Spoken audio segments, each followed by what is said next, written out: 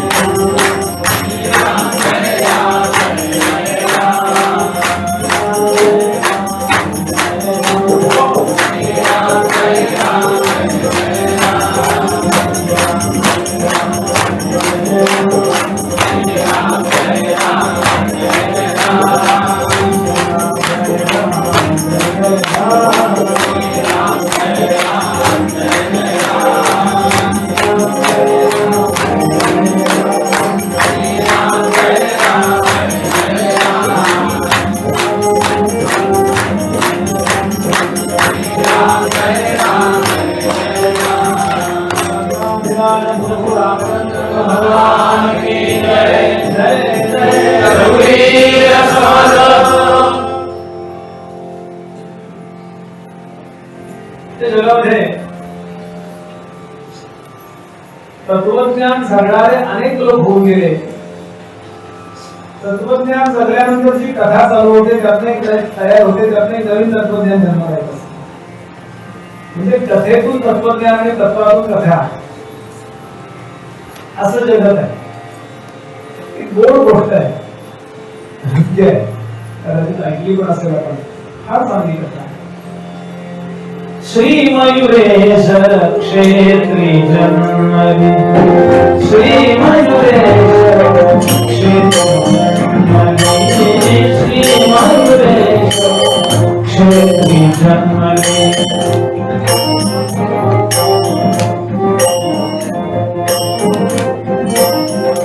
अष्टविनायकांपैकी मोरगाव नावाचं गाव किती कथा आहे.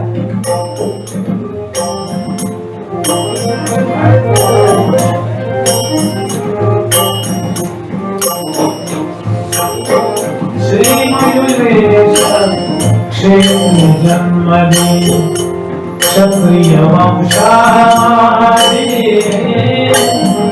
क्षत्रिय वंशारी,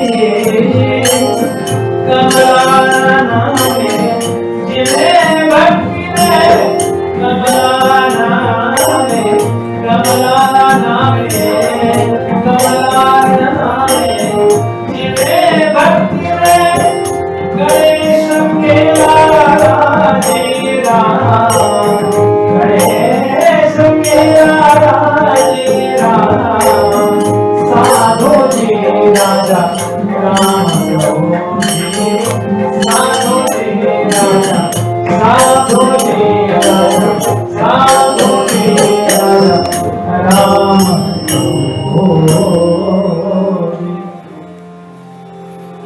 त्या मोरगावला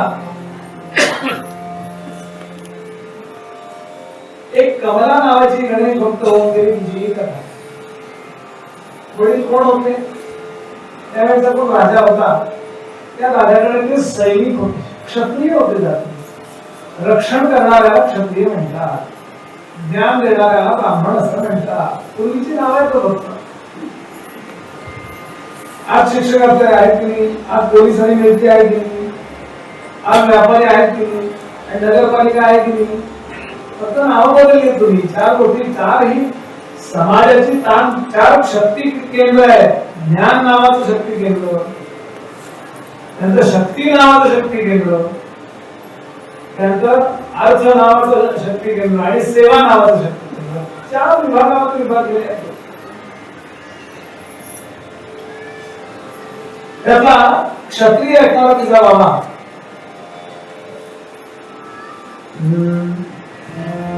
आणि ती मुलगी आणि तिची आई असे तिघ जण राहत आहेत. वडील बऱ्याचदा सेवेमध्ये असायचे. युद्धाला गेले की 15 दिवस महिनाभर तिकडे. पण घरी आले की त्यांचा घराण्याचा नियम होता की रोज गणपतीच्या आरतीला जायचे. आज एक मोरगावला गणपतीची आरती असते. रोज आरतीला जायचं, प्रसाद खायचा. संस्कार हे लहानपणापासून यायचे असतात. एकदा मंदिरात यायची मुलांना सवय लागली की तुम्ही नको म्हटलं तरी पोरं म्हणलं नाही जायचंय होत्या असं होतं. संस्कार कधी येणार? एकदम 25-30 वर्षाचा माणूस आमच्याकडे घरावर आणला, तू याच्यावर संस्कार करा. 25-30 वर्षाच्या मुलाला आम्ही संस्कार सक्तीने करायला गेलो तर तो आमचे संस्कार करेल.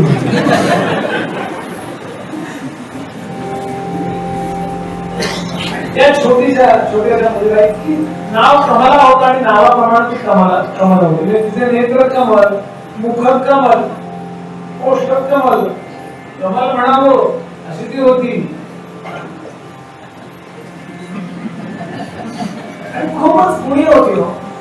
दिसायला चांगली होती म्हणजे अहंकारी नव्हती. जरा थोडासा मनुष्य बरा असतो, दिसायला बाई असतो ते करू शकतो. काय आवडायला पाहिजे काय राहणार आहे, काय रूप काय राहणार नाही. आपलं वक्त काही कायम नाही हो, हे कायम आहे. दिवसा मासा कन्या वाढे, दिवसा मासा कन्या वाढे. छोट्याशा बाळा घेऊन जाणार तुम्ही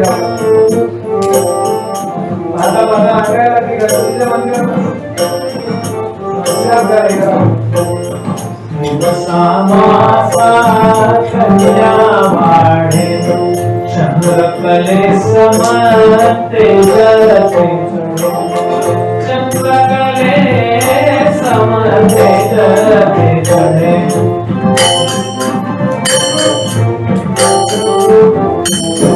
पाहुनी से दिव्य रूपड़े पाहुनी ऐसे दिव्य रूपड़े विस्मित जन मोती मोती विस्मित जन मोती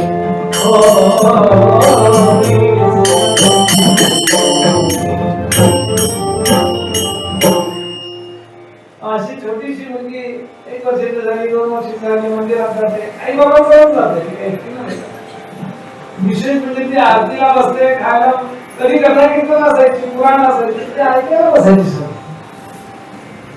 आपण किती शाळे असलो तरी व्यासन आपल्यापेक्षा जास्त कळतं एवढं आपल्याला कळलं पाहिजे की नाही रामदास स्वामींना ज्ञानोबांना तुकोबांना आपल्यापेक्षा निश्चित आणि त्यांचे आवाज आपण ऐकायला आलो इथे त्या मुळाचं थोडा बघायला नाही आलेलो आपण त्याच्या तोंडातून जे तुकोबा बोलणार आहे आमचे तेवढे अभंग पाठ नाही कारण त्याला आम्ही दिवसभर जेवढा घालतोय तेवढा करता अभंग पाठ करून संध्याकाळी काय ते बोल व्यवस्था आहे आपल्याकडे इंजिनियर असतो तसं आपल्याकडे कीर्तन करा या श्रद्धेने जाऊन बसावं कशी बसते म्हणजे आई बसते वडील बसते मग ती लेखू विचारच होत आणि हात वाढून दिलं तर कीर्तन नाही आवडायला तेच डेव्हलप करायचे असते त्याला ते मंगल चांगल्या उद्भव लावलेले आहे लवकर लवकर गणेश जन्म झाले अमुक घरात सगळं आवडायचं आणि होता होता होता होता या लेकीवरती गणेश भक्तीचे संस्कार झाले लहानपणी पण घडू नये अशी एक गोष्ट घडली काय घडलं काहीतरी आजार झाला आणि तिची आई मध्य वयामध्येच निवर्तली पोरगी 4-5 वर्षाची होती आई काय 25ची असेल गेली आता वडिलांनी काही दिवस त्या मुलीचं संगोपन करायला सुरुवात केली पण कधीतरी स्वातीला जायची वेळ यायची घराला जायची वेळ यायची आणि तिकडे ठेवायचं होतं शेजारी पाजारी किती दिवस सांभाळला आणि आजार नाही असेल नव्हती आणि मग मित्रांनी सांगितलं आम्ही काय सांगितलं आणि त्या काळच्या पद्धतीप्रमाणे तिच्या वडिलांनी दुसरं लग्न केलं आणि या अटीवर केलं की मी आहे कदाचित माझ्याबरोबर तुला दुसरा मुलगा होईल ना होईल मला माहिती नाहीये पण हे माझं लेकरू हिला सांभाळलं पाहिजे तेव्हा ती हो म्हणाली हळूहळू हळू या मुलीचा जो स्वभाव होता नम्र स्वभाव त्याचा ती गैरफायदा यायला लागली मनी धरुनी सापत्न भाव साचा मनी धरुनी रोज प्रार्थने मनी धरुनी सापत्न भाव साचा मनी धरुनी सापत्न भाव साचा मनी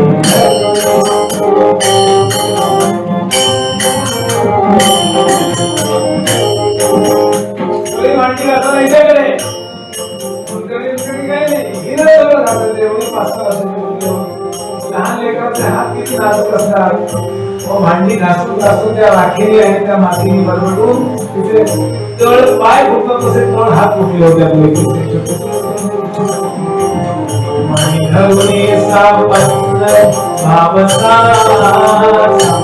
सतत करी छळत्या सतत परिचळ निष्पाप बालिके सतत परिचळ निष्पाप बालिके पोट भरही पोट भरही पोट भरही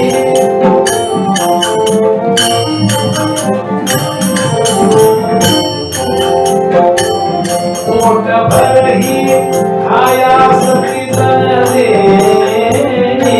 पोट भरही खाया सती जन दे पोट भरही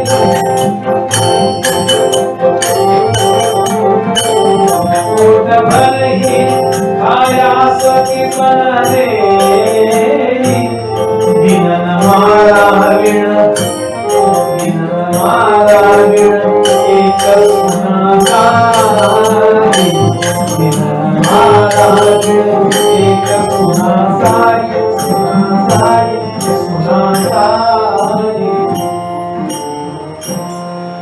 असं काही सहन केलं असेल सापत्न भाव, त्यांना लक्षात येईल किती वाईट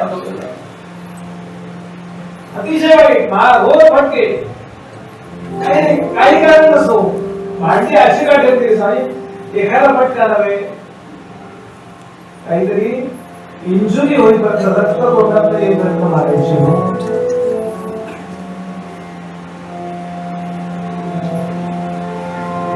बरोबर अन्न नाहीच, भांडी कसं लावायची, सगळे झाड लोट का शेण असं शेण आणलं, त्या शेणातच पाडावं. एवढी 4-5 वर्षाची सुकून गेली हो.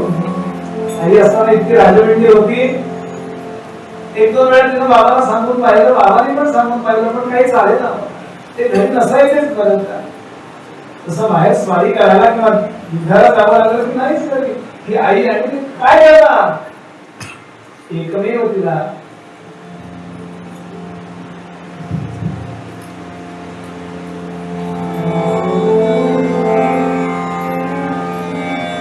एकमेव तिला आधार होता, जे आईनं मरण्यापूर्वी दिलेले संस्कार होते. गणरायाच्या मंदिरात जाऊन घरातलं काम आटोपल्यानंतर आता तिकडे, आणि मंदिरातला उंजरभर असा तुला पोहायचा. एवढे खजूर मिळाले, 4 बदाम मिळाले, शिळ पात्र एवढं सांगण्याचं जाऊ दे, पण डोळ्यानं सांभाळायला याशी त्याच्याकडे तासंतास बघत असायची. काही बोलायचं नाही तिला, काय बोलायचं हे कळायचं नाही. हे सगळं वाईट आहे, ज्याला बॅगिंग म्हणतो आपण, हे सगळं वाईट आहे एवढं तिला कळायचं. पण हेर टू गो, काही वेळा असं होतं की आपल्या तक्रार करायला सुद्धा जागा राहत नाही, आणि अशा स्थितीमध्ये मनुष्य अनन्य होतं. लक्षात ठेवा, अनन्य याचा अर्थ काय? अनन्य या शब्दाबद्दल बोलताना देवाची नारद महाराज सांगतात, अन्याश्रयाणां त्यागा इति अनन्यता. सगळा आश्रय स्वतंत्र टाकत नाही, नातेवाईकांचा, पैशाचा, स्वतःच्या बुद्धीचा, अन्य देवतांचा सगळे आश्रय टाकत नाही. उलट जीव परमात्म्याला अनन्य होऊ शकत नाही. हे लहानपणी फार पटकन होतं, पण लहानपणी आपण नवीन असतो, बुद्धी आपली नवीन असते, बोर्डचे धोरण आलेलं नसतं. म्हणून लहान लेकरांनी परमार्थ करावा. ध्रुवाला 5व्या वर्षी त्याला पण येऊन जावंसं वाटलं. 5व्या वर्षी ध्रुवाला 5वर 0 दिल्यावर तो गेला असताना पुढे हिमालयात पुढे तो तिथे त्यानं कमोडायला बघितलं, सोयी बघितल्या असत्या. लेकरांना काही नाही, म्हणून मला या लेकरांचं कौतुक वाटतं की तुम्ही आलं पाहिजे. प्रभुजनाला बसावं, पुराणाला बसावं, घरी गेल्यानंतर मार खावं, गेले तर कोणी काय नाही, फटा फटा फटा फटा मार खावा. काही बोलत नाही, कारण तिला लक्षात बोलून उपयोग नाही. त्याच वेळेला एक गोष्ट घडली. काय गोष्ट घडली? मालव देशाचा राजा माळवा, इंदोर ग्वाल्हेर वगैरे हा भाग, तिथे एक राजा राहत होता. त्या राजाला मुलबाळ नाही म्हणून त्यानं आणि त्याच्या राणीनं भगवान शंकरांचं उपासन केलं, आणि शंकरांनी एक अल्पायू मुलगा दिला. 16 वर्षाचा गेला. सांगितलं होतं पुढे चालेल, कसं धावणीच्या मनात आपण हो म्हणतो, तसं धावणीच्या मनात ते हो म्हणाले. तो तेव्हा म्हणाला नाही बोलणार, 16 वर्षाचा व्यवस्थित पाहिजे ते नाही जमलं. आणि खरोखरीच काहीतरी अंधार केली, पण ती नाही लागू पडली. आणि परिणाम असा झाला, 16 वर्षाचा मुलगा मरण पावलाय, आणि त्याची पत्नी, त्याची जी आई होती, हा मुलगा छोटा, माळव देशाचा. काय चाललंय?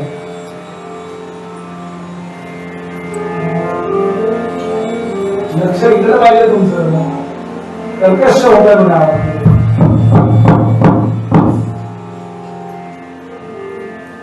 लोकांना मी काय करायला गेलं नाही ना तर मजा नाही येणार. मी किती चांगला बोलतो, अखंड लक्ष आहे. इथे जागा सगळ्या चुकलेल्या आहेत, पुढं पाहिजे, माहीत मागं पाहिजे. मायक्रो मॅनेज करायला नको वाटतं मला. त्याच्या माहीत नसेल तर बरोबर थोड्या लोकांना सहज पुढे डोळ्यासमोर जरा चित्र आणा असं एखाद्याच्या जीवनात घडलं तो काय. आणि त्या माळवा प्रांतामध्ये राहणारं जे काही कुटुंब आहे, राजा राणी आहे, त्यांना मुलगा झाला तो 16व्या वर्षी मेला, म्हणून गेला. आणि मेलेल्या प्रेताला ती काही राणी चालू देईना, ती रडतीये शोकाकुल राणी बोले मम बाळ लाडका गेला. शोकाकुल राणी बोले मम बाळ लाडका गेला.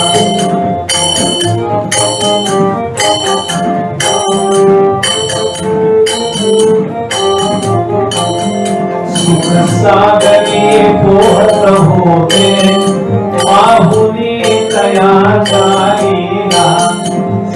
सागरी पोहत होते बाहुली तया चालीला. सुनमुख पाहले नयनी, सुनमुख पाहले नयनी. मग नातू अवलोकनी, मग नातू अवलोकनी.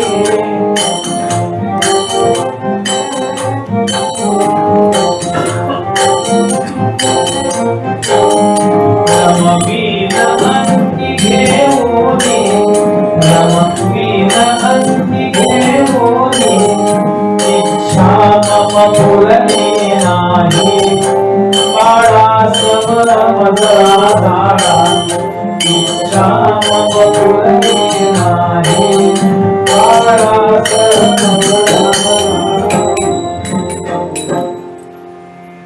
वेळ लागला समजा राणी करायला लागली. त्या मुलाचा प्रेम उचलून देईना. ती म्हणाली नवऱ्याबरोबर सती जाणारे अनेक जण असतील, मी माझ्या मुलाबरोबर सती जाणार. काय करावं तो राणीचा वेळ कुठेतरी असे नाही की उचलून बाजूला केली. दुःखाचा आवेग काही वेळा इतका असतो की माणूस वेड्यासारखा वागतो. अटॅचमेंट एवढी होती आणि खूप खूप खूप दुःख होत आहे. काय करावं काय करावं काय करावं. प्रधान आले आणि प्रधान म्हणाले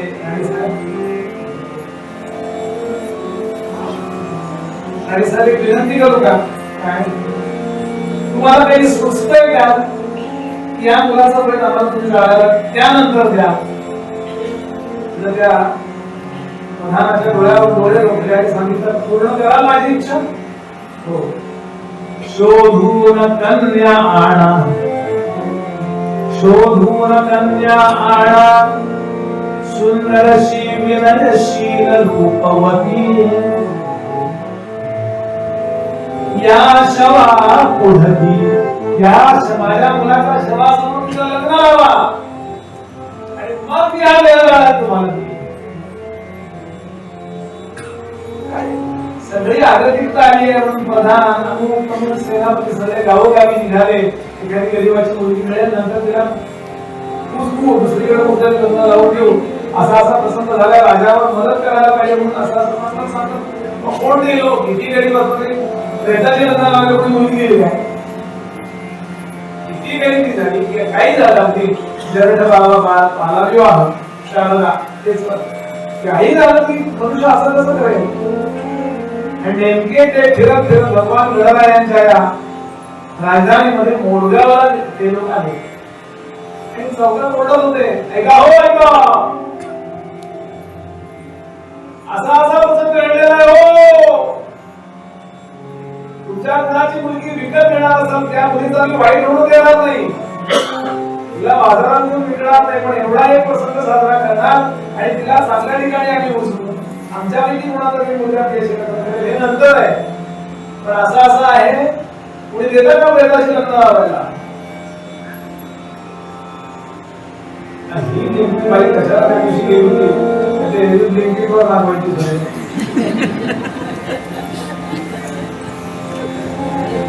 कशाला मला गेली पण आठवण विकत मिळाल्यानंतर एकदम विकत मिळायला युक्ती आहे. भरपूर पैसे मिळतील म्हणून तेवढा आपण त्याच्यामध्ये बार्गेनिंग करू शकतो. आणखी गेली पुढं, आणखी म्हणाली देते मी निज कन्या, माझी मुलगी मी देते, देते मी निज कन्या, नेमुनी शीघ्र कार्य ते साधावे, परी नृप सुत मृत आहे, यावर माती रसी कळवून द्यावे. एवढं कळलं का?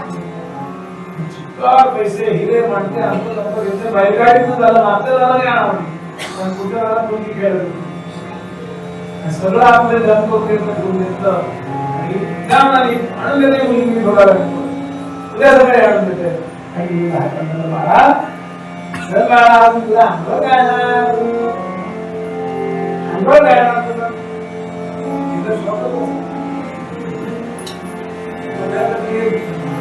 असं निवडणूक आल्यावर तसे स्कोर म्हणतात तुम्ही म्हणतो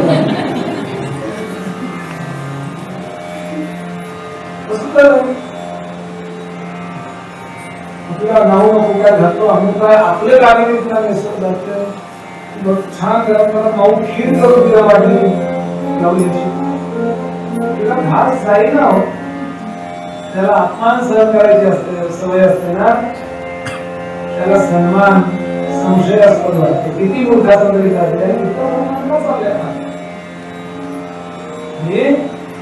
एक दिवस तिला आपल्या जवळ निघालं नवरा नव्हताच गावा गेलं आणि दुसऱ्या दिवशी छान तिला काय बद्दल बोलतो काय असेल कोणी सर्वला छान मेळी घालून दिली चेहरा असं होता परवा फिरवा लागलं त्याला औषध तिथे जाऊन दिलं छान बोलून दिलं तिला आणून त्याच्यासमोर गेलं बाळा हे तुझं लग्न लावणार तर बाबा आले की आम्ही पण येतो खोटं बोलली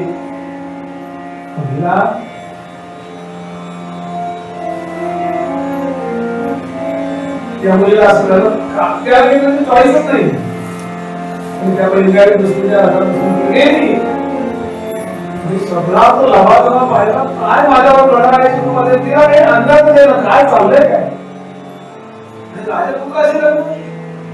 राजपुत्राचा देह सजवला एका लाकडी यंत्राला बांधला आणि असा उभा केला इकडे पण आणि इतकं त्याला मंडळा घातल्या चारीवरून अशी मान पडत नाही चेहरा दिसत नव्हता आणि लग्नाचे मंत्र म्हणले आणि राणीकडे लवकर आता तरी दिसली देह जाळायला आता तरी दिसली देह जाळायला आता तरी दिसली देह जाळायला हा आणि कुणीतरी तो हार लांबण्यात टाकला त्या मुलीच्या गळ्यामध्ये आणि मुलीला सांगितलं तुला मला माझ्या काहीतरी युक्ती प्रयुक्ती करून तो लग्न पार पाडलं आणि सांगितलं राजकुमाराला चंद्र येते त्याला झोपायला आतमध्ये बरं बाळा तू सगळ्यांना नमस्कार कर नम्रच होती तिला ते नमस्कार करायला करता फार आता बेटा घरात ती नम्रच होती सगळ्यांना नमस्कार करते आणि आपल्या सोनेचं मुख पाहावं म्हणून तिच्या चेहऱ्यावरचा असा तो म्हणजे मंडळाला होत्या तो बुडका होता थोडासा तसा दूर केला आणि राणी मगाशी रडत होती त्याच्या दसपट चोरात रडायला लागली आहुनी भावकीयेचा तई धीर बंध हो तुटला खूप रडली त्या आई आहे का सगळं रडताय काय खूप असंच काहीतरी गेलं तर मी पातळ केला असणार आणि म्हणून माझा मुलगा मेला आणि आता तिला सगळ्याचे कनेक्शन लागून गेली अच्छा म्हणजे प्रेताशी लग्न लागले तोपर्यंत त्या प्रेताला स्नान घातलंय नवीन कपडे नेसले आणि आता उचलणार एवढ्या त्या देशात घालून आणि सांगितलं आता तुमचा अधिकार नाही या प्रेतावर सगळ्यात जास्त अधिकार पत्नीचा असतो पतीवर सगळ्यात अधिकार लग्न झाल्यानंतर पतीवर सगळ्यात अधिकार कोणाचा असतो पत्नीचा आणि पत्नीवर सगळ्यात जास्त अधिकार कोणाचा असतो पतीचा मी जाऊ देणार नाही तुम्हाला या आता प्रधानांनी लोक एकीला वगैरे हिला काय मुलं होती ते इतकं दर्जेदार बोलत होती नुसता जागा करत नव्हती त्या बोलण्यामध्ये पण एक स्टँडर्ड म्हणतात ना वेद मंत्र जर खोटे नसतील तर तुम्हाला अधिकार नाही मला विचारण्याशिवाय. राजा ठाकला, राजा म्हणाला सुनबाई चुकलो आमच्या मुलाला तो तुझा बळी गेला म्हणून काळजी करू नको, तुझा आयुष्याची पूर्ण काळजी घेतली जरा काळजी करू नको. ती म्हणाली राजासाहेब काही काळजी करू नका, ती घ्यायची ती माझ्या घराला आणली. एक विनंती आहे माझी, ऐका का बोलता काय थोडंच काय, एक विनंती आहे. ती म्हणाली लग्न झाल्यानंतर तो मुलगा आणि ती मुलगी पहिल्या बातमीचं सुख उपभोग करतात. एकदम आपण सर्व झालं, तुम्ही ते स्मशानामध्ये प्रेत ठेवा, चितेवर ठेवा आणि सगळे जण लांब जा. माझी एकच विनंती आहे, परी एक रात्र येथे, परी एक रात्र येथे पती सन्निध मज सुखे असो द्यावे. अनुभव पती संगतीचा, अनुभव पती संगतीचा घेईन मी प्रार्थना अमान्य न हो. एवढी विनंती आहे की या प्रेताजवळ मी बसून रात्र बोलावे, तुम्ही ठाणवाया लावा, दिवे लावा, लांब जाऊन थांबा आणि पती जवळ पत्नी जशी पहिल्या रात्री राहते तसं मी याच्याबरोबर रात्रभर बसून इथे राहणार, बसणार आणि उद्या तुम्ही हे करीत राहा. राजांच्या डोळ्यात पाहिलं आपण पूर्ण ह्याची विल्हेवाट लावली असं त्याच्या मनात दिसत नाहीये. काय होतंय काय होतंय काय होतंय म्हणून राजा काय नाही हो. आणि आता सगळेजण लांब गेले, चंदनाची पिता असली त्याच्यावरती त्या 16 वर्षाच्या राजपुत्राचं शव असं सजवून ठेवलंय. चरणाजवळ बसली,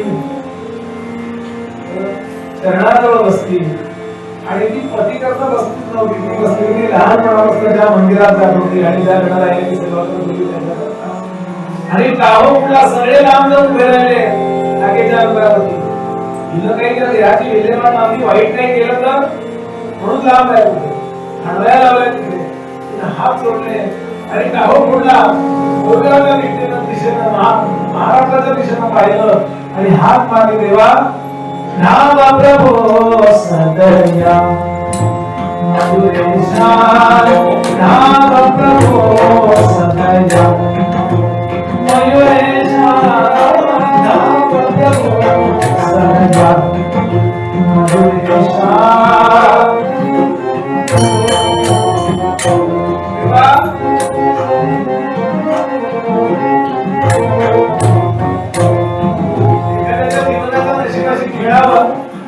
हा विद्यार्थ्याचा आवडता खेळ आहे रे, रबरेवाचा आवडता खेळ आहे. इतकी दुःख भोगली, इतकी दुःख भोगली की हे दुःख मला मोठं टाकलंय, लागतच नाही हे दुःख आहे असं. मला वाटतं एकच आहे, मी आता शास्त्र कसं पाडू, सती केली जर मी याच्या मागे तर मी पतिव्रता ठरेल का? पण माझा प्रश्न असा आहे, माझं लग्न झालं तेव्हाच मी विधवा होते का आता विधवा झाले हे कळत नाही तेव्हा मला. मयुरेशा धाम प्रभो सदया, मयुरेशा धाम प्रभो सदया मयुरेशा.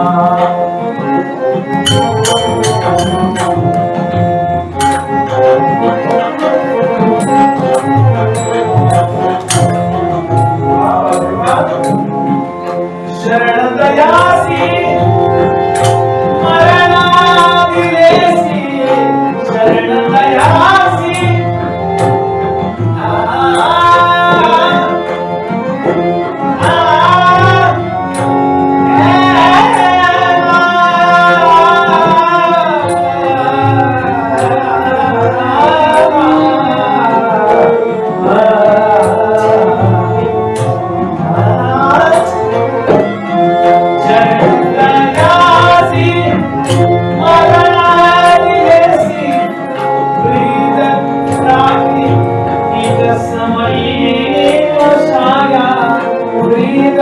राखी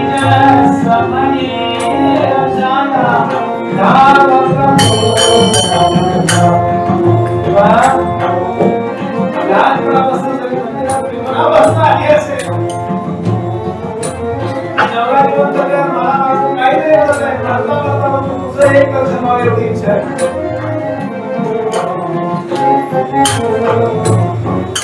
मला काही कळत नाही सर्व आहे का तुझं, मी सती जाऊ का नको, नुसती करून जाऊ काय करू कळत नाही मला. विघ्नांतक जन तुझा म्हणती, विघ्नांतक जन तुझा म्हणती, देशील का मम विघ्न विनाशा, राम प्रभो सगळा मयुरेशा, राम प्रभो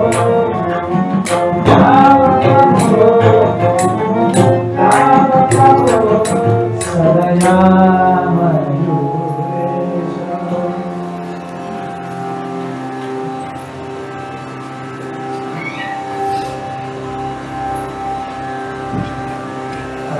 फक्त रडती चरणाला बसून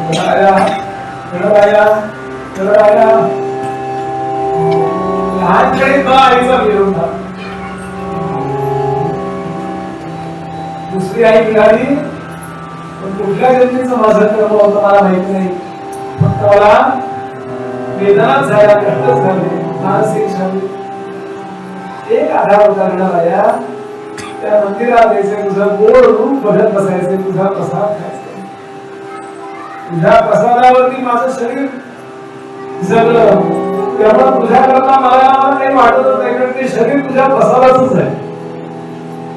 फक्त माझा प्रश्न एवढाच आहे की मी अधर्म करते का धर्म करते काहीच माहित नाही मला. लहान लेकरू आहे तुझं कळलं.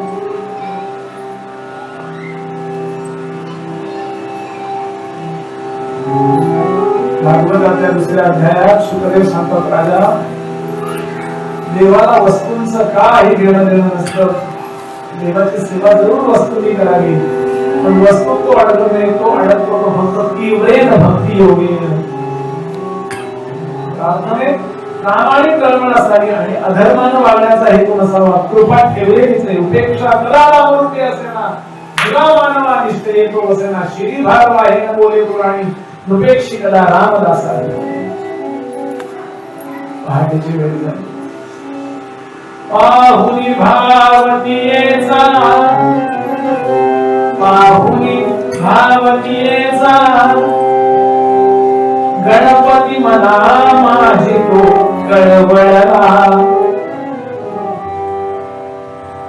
पाहुनी दुःख दियेचे, आज्ञापी नग्न भैरवा सत्तदा. तिचा भाव पाहिला आणि सर्वत्र सदा आणि समजणारा ईश्वर गणराय रूपाने प्रकट झाला. हो, ज्या रूपात ती नेहमी आरती करायची, ज्या रूपात ती नेहमी जी सुखकर्ता दुःखार्ता आरती मोरगावची आहे. मोरगावला जेव्हा समर्थ गेले तर त्यांना सांगितलं आरती आपण सगळ्या म्हणतो मोरगावची आहे.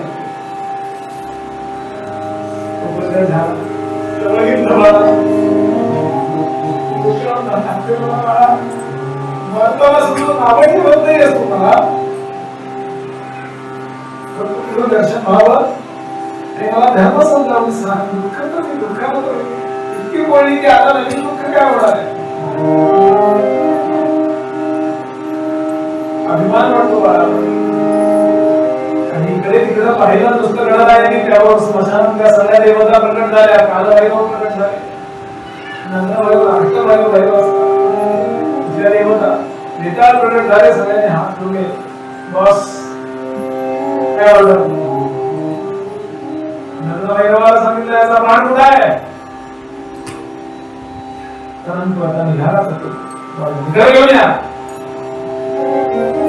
जीवाला नंदभैरवाने आणून दिला आणि गणरायांनी तो जीव त्या देहामध्ये संक्रमित केला. आपण जसं मोबाईलचं कार्ड काढून, मोबाईल आहे कार्ड सिम कार्ड आणि तो ऍक्टिव्ह करतो. तो उठून बसला, मला काही कळलं अंगाला भाग द्यायला लागला होता. असा भाग दिवस झाले घराला स्पर्शाने सुरत नाही त्याला कळलं स्मशानात काय चाललंय हे सगळं. लांबनं राजाला पाहिलं आणि पाहिलं धावले सगळे लोक पहाटे. आई बाबा काय झालं काय झालं काय झालं. सगळ्यांनी त्या मुलाचं दुर्लक्ष केलं आणि गणरायाला साष्टांग नमस्कार मालक मालक म्हणतात तुम्ही किती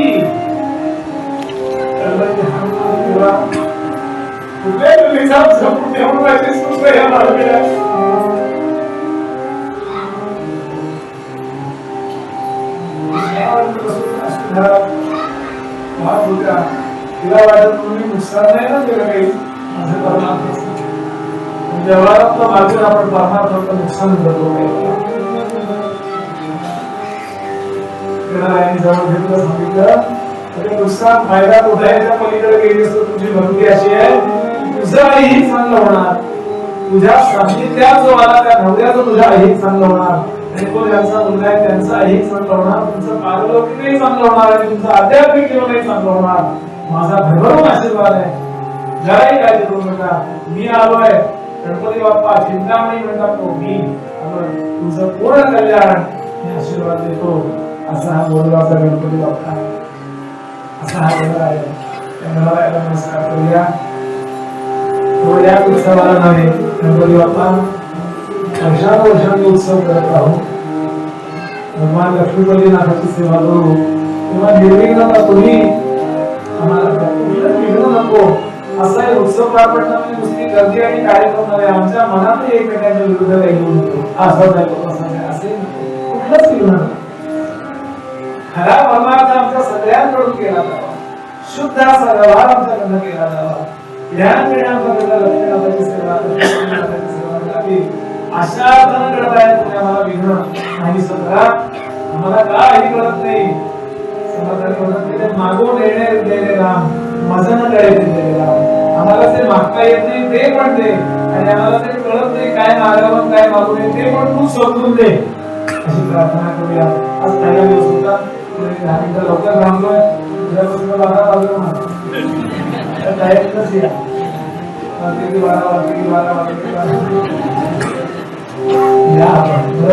नेहमीच सांगतो की अध्यात्म श्रवणाने जे आपल्याला आतमध्ये प्राप्त होतं ना ते कशाने दुसऱ्या करा किती काही करा जे अध्यात्म ते काही चुकीचं नाहीये पण त्याला सुद्धा पुण्य अध्यात्म श्रवण. तुम्ही आरती करताना जर कीर्तन ऐकून आरती करत असाल ना तर बरोबर आर्त हा शब्द करायला आपल्याला कळतो. आर्ततेने करायची ती आरती. डोळ्यातनं पाणी राहिलं पाहिजे आरती करताना. ते कधी नाही कीर्तन ऐकलं असेल पूजा करत असताना फूल कसं वाढावं फुलाला सुमन म्हणतात. सुमन म्हणजे चांगलं मन. म्हणजे चांगलं मन व्हावं हे सांगण्याकरता सुमन. शंकराचे पूजिले सुमनाने असं श्लोक होता. हे अध्यात्म श्रवण केल्याशिवाय कळणार नाही. प्रॅक्टिकल आणि थिअरी आपण थिअरी सांभाळतो त्याला कीर्तन म्हणतात. मग तुमचा प्रॅक्टिकल मध्ये पण एक दर्जा येऊन जातो. विनंती करतो आपल्याला की या उद्या बरोबर अपेक्षा अशी आहे 9:30 कथा सुरू होईल आणि 12:15 समाप्त होईल. आणि त्यानंतर आपण काय भोवल्या वगैरे करणार आहोत. आपण सुरू आहातच पण माझी तलवार लक्षात घ्या. मुलाबाळांना तरुणांना आणा अशी प्रार्थना करतो. मूळ पदामध्ये विघ्न विनाशक आणि मंगल असणाऱ्या अशा सिद्धिविनायकाला नमस्कार. नमन माझे गजवदन नमन माझे